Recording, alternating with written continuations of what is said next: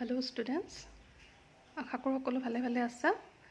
আমি আজি অপৰম্পৰাগত শক্তিৰ দ্বিতীয় টপিকটোৰ বিষয়ে আলোচনা কৰিম এটো হল সমুদ্ৰৰ পৰা প্ৰাপ্ত শক্তি সাগৰৰ পৰা যিবিলাক শক্তি আমি পাওঁ এই শক্তিবিলাকনো কেনেকৈ আমি বেলেগ কামত ব্যৱহাৰ কৰিব পাৰো তাৰ বিষয়ে ইয়াতে আলোচনা কৰিম প্ৰথমটো টপিক আছে জোৱাৰ ভাটাৰ শক্তি জোৱাৰ ভাটা কেনেকৈ সৃষ্টি হয় যে চন্দ্ৰৰ সূৰ্য আৰু পৃথিৱী সূৰ্য আৰু চন্দ্ৰৰ যেটো মহাকাশনিক টান পৰে তাৰ ফলত পৃথিৱীত কি হয় সাগৰৰ পানীভাগ ওপৰলৈ উঠানামা কৰে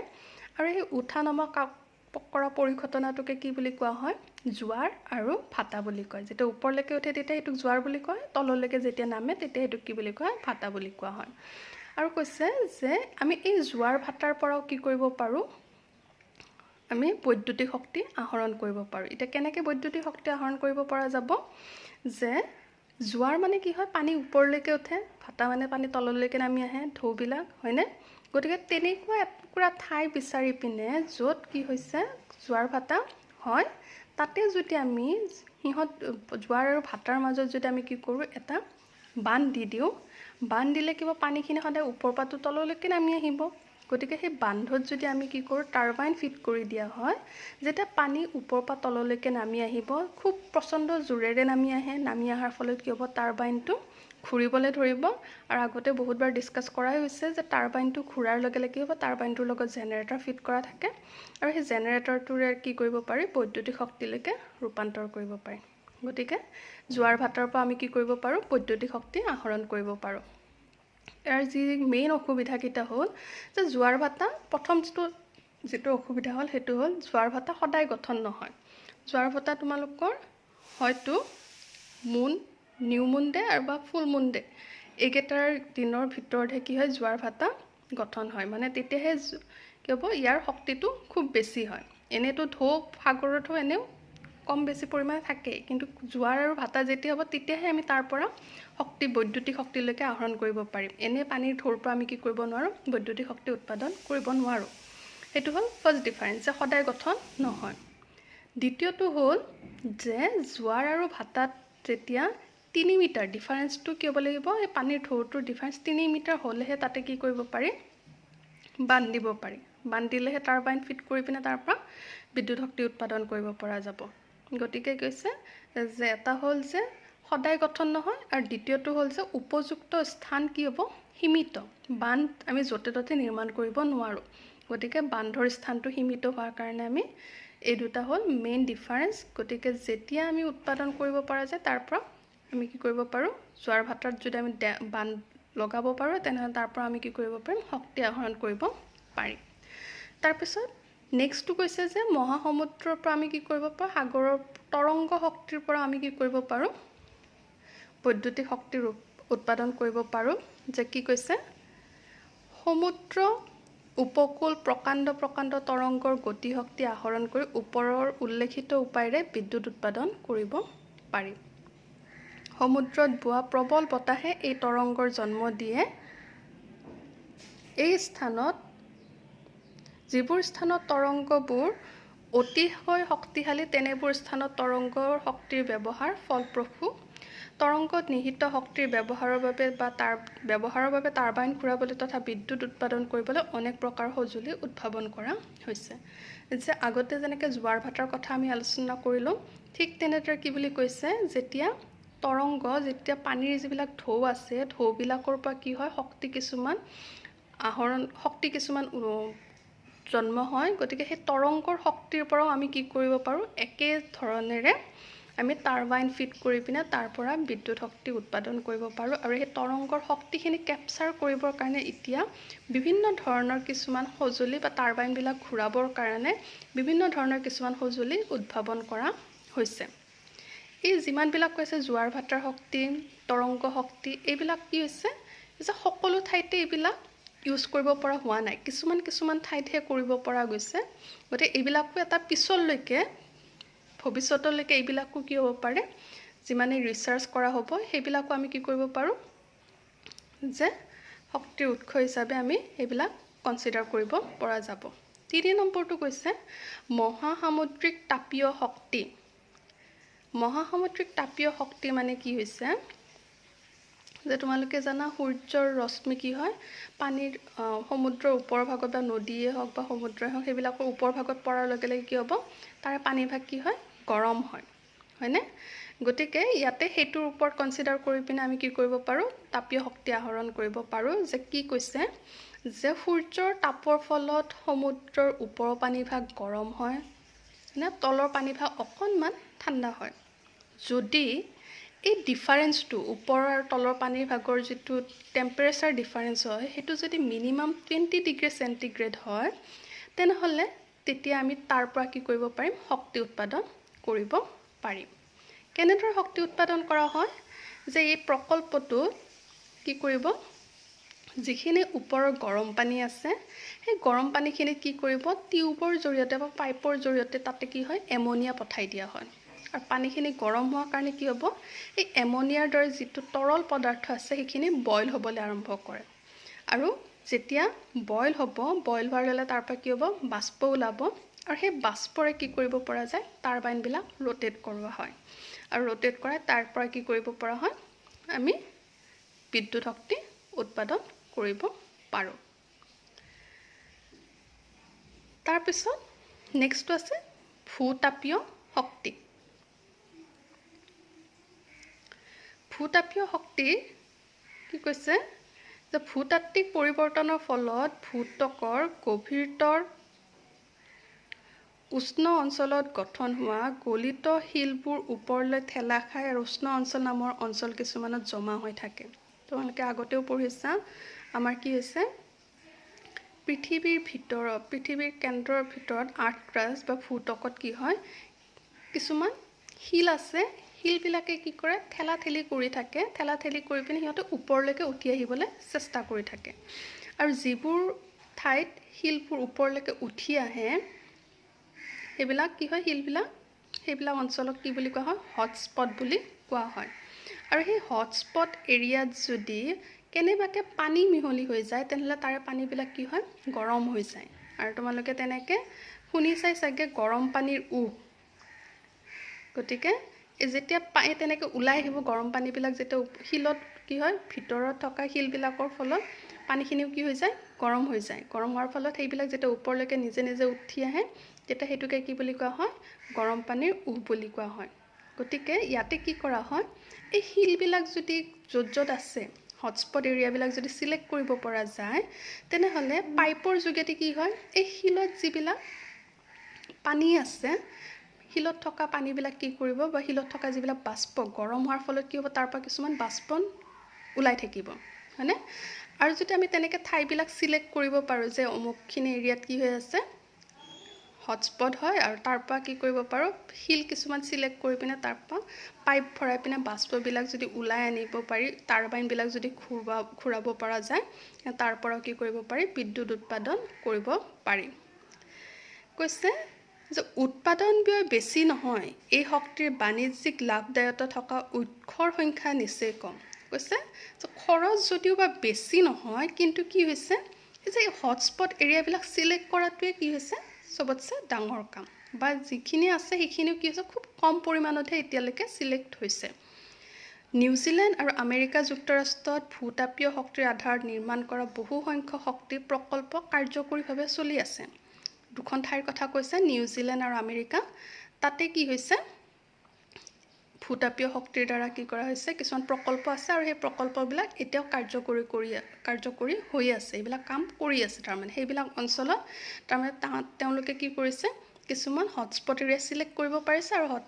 হটস্পট এৰিয়াৰ পৰা তেওঁলোকে কি কৰিছে পৃথিৱীৰ যেটো তাপ আছে সেই তাপৰ পৰাই বিদ্যুৎ শক্তি উৎপাদন কৰি আছে নেক্সট যেটো মেইন টপিক হয় হেতু হল নিউক্লিয় শক্তি নিউক্লিয় শক্তিৰ ওপৰত তোমালোকৰ এটা কোৱেশ্চন থাকে গতে নিউক্লিয় শক্তিটো কি হল যে নামটো শুনাৰ লগে লগে তোমালোকে গম পাইছা নিউক্লিয় মানে কি হ'ব নিউক্লিয়াছৰ লগত কিবা জড়িত হৈ থাকিব তোমালোকে জানা পৰমাণু হয়নে পৰমাণুৰ কি হৈ থাকে এটা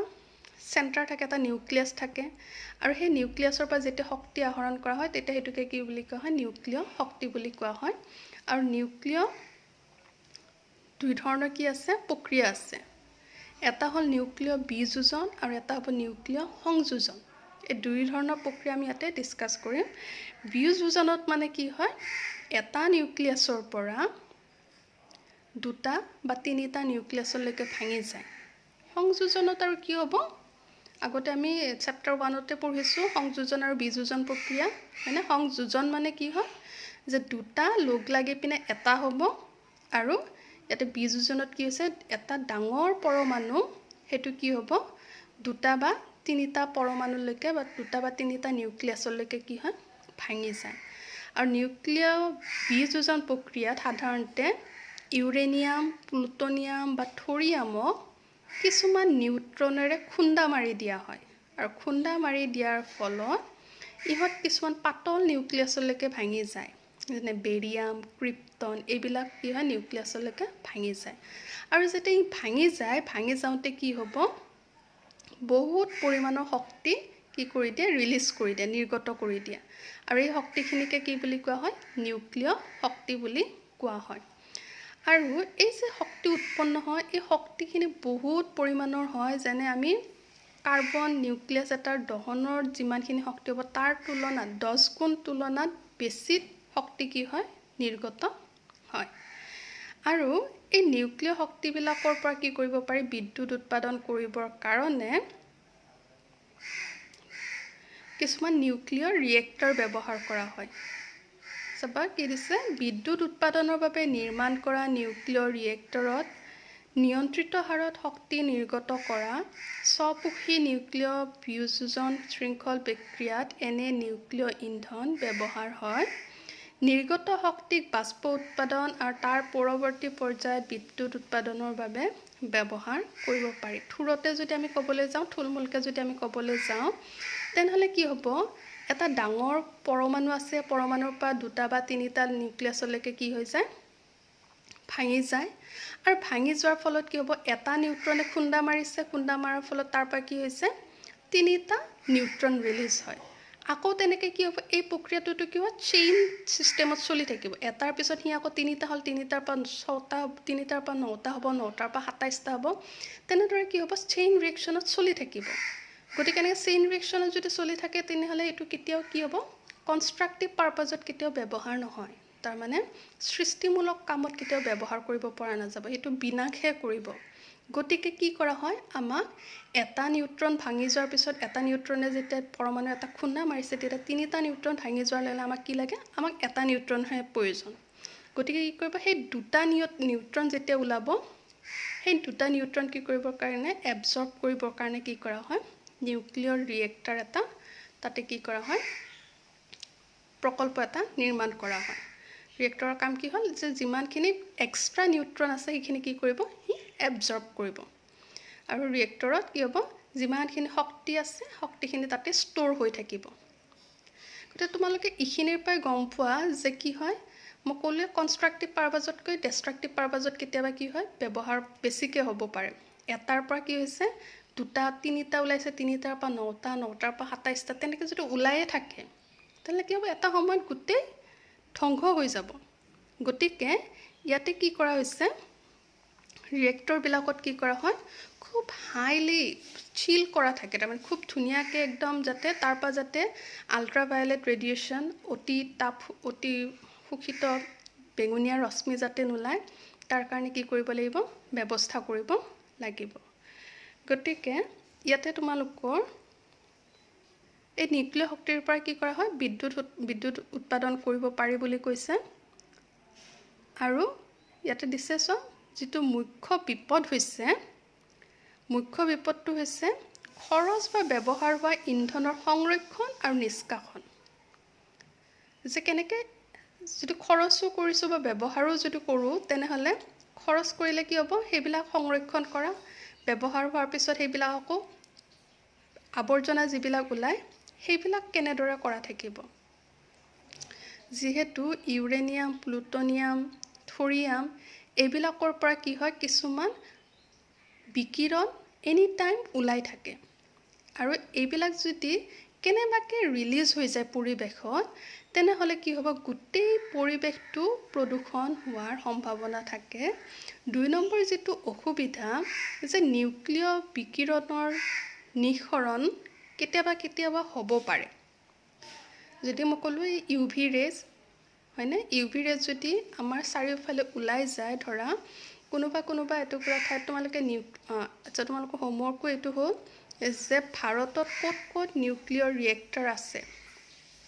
বা আছে নে নাই সেইটো তোমালোকে মোক নেক্সট ক্লাছত ক'ব লাগিব নেক্সট ক্লাছত লিখি পিনে মোক দেখুৱাবা আছে যদি ক'ত আছে আৰু নাই যদি সম্ভাৱনা কৰবাত আছে নেকি তাৰ বিষয়ে লিখি দিবা মোক ইয়াতে কি হৈছে যে নিউক্লিয়াৰ ৰেডিয়েশ্যন যিবিলাক আছে সেইবিলাক যদি কেনেবাকৈ পৰিৱেশত ওলাই যায় তেনেহ'লে তাৰ পৰা বহুত ধৰণৰ কি হ'ব পাৰে ডেমেজ হ'ব পাৰে বহুত ধৰণৰ প্ৰদূষণ সৃষ্টি হ'ব পাৰে তাৰপিছত কৈছে নিউক্লিয়াৰ শক্তি প্ৰকল্পৰ অত্যধিক নিৰ্মাণ ব্যয় পৰিৱেশ প্ৰদূষণৰ তীব্ৰ সংক্ষয় আৰু ইউৰেনিয়ামৰ সীমিত উপলব্ধতাই নিউক্লিয়াৰ শক্তিৰ বহুল ব্যৱহাৰ বাধাগ্ৰস্ত কৰে কৈছে যে নিউক্লিয়াৰ শক্তিত ইমানখিনি এনাৰ্জি উৎপন্ন হয় যে আমি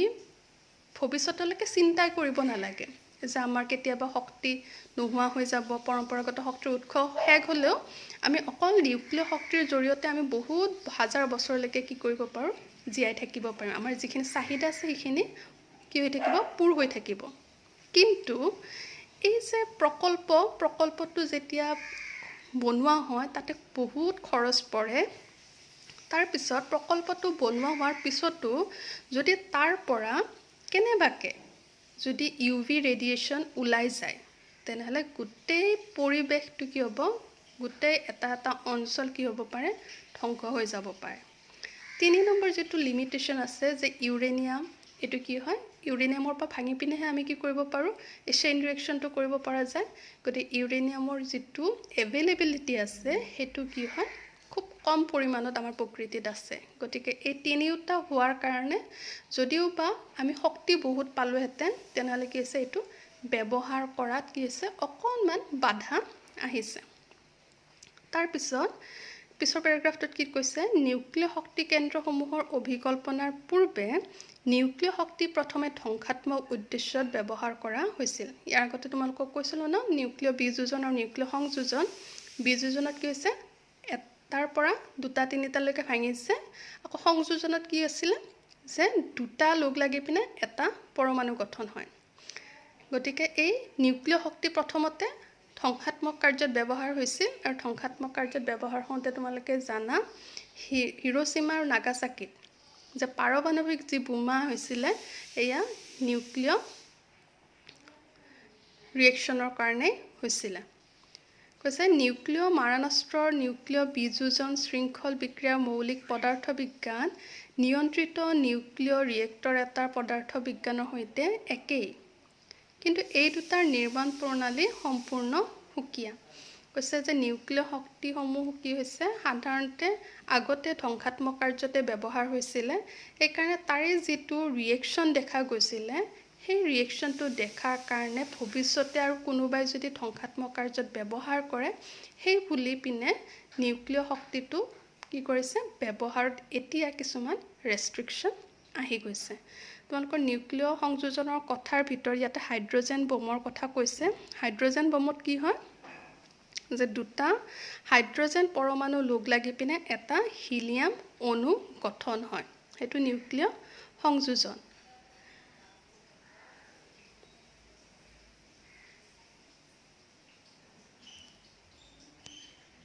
নিউক্লিয়াৰ সংযোজনটো জাস্ট তোমালোকক কি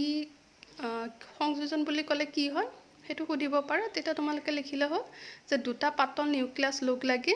এটা গধুৰ নিউক্লিয়াছ যেতিয়া গঠন হয় তেতিয়া হেতুকে কি বুলি কোৱা হয় নিউক্লিয়াৰ সংযোজন বুলি কোৱা হয় উদাহৰণস্বৰূপে হাইড্ৰোজেন আৰু হাইড্ৰোজেনৰ সমস্থানিক কি আছিল তিনিটা আছিল হয়নে প্ৰটিয়াম ডয়টেৰিয়াম আৰু ট্ৰিটিয়াম এই তিনিটাৰ কৈছে বলে হাইড্ৰোজেনৰ দুটা যিকোন সমস্থানিক লগ লাগি পিনে যেতিয়া হিলিয়াম উৎপন্ন হয় তেতিয়া হেতুকো নিউক্লিয়াৰ সংযোজন বুলি কোৱা হয় আজিলৈকে ইয়াতে থাকিলে নিউক্লিয়াৰ সংযোজন নিউক্লিয়াৰ শক্তিৰ কথা কৈছিল আমাক যে নিউক্লিয়াৰ শক্তিৰ সুবিধাটো হ'ল যে নিউক্লিয়াৰ শক্তি বহুত পৰিমাণৰ শক্তি নিৰ্গত হয় আৰু ই বিকল্প সন্ধান আমি যে বিচাৰি আছো শক্তিৰ চাহিদা পূৰণৰ কাৰণে যেটো আমি উৎস বিচাৰি আছো সেই উৎসটো নিউক্লিয়াৰ শক্তিয়ে কি কৰিব পাৰে সম্পূৰ্ণ কৰিব পাৰে কিন্তু তাৰ মাজতো যিখিনি অসুবিধাৰ কথা ক'লোঁ সেইখিনিৰ কাৰণে কি কৰা হৈছে নিউক্লিয় শক্তি এতিয়া বহুল পৰিমাণত ব্যৱহাৰ কৰা নহয় ইয়ালৈকে থাকিল আজি ক্লাছ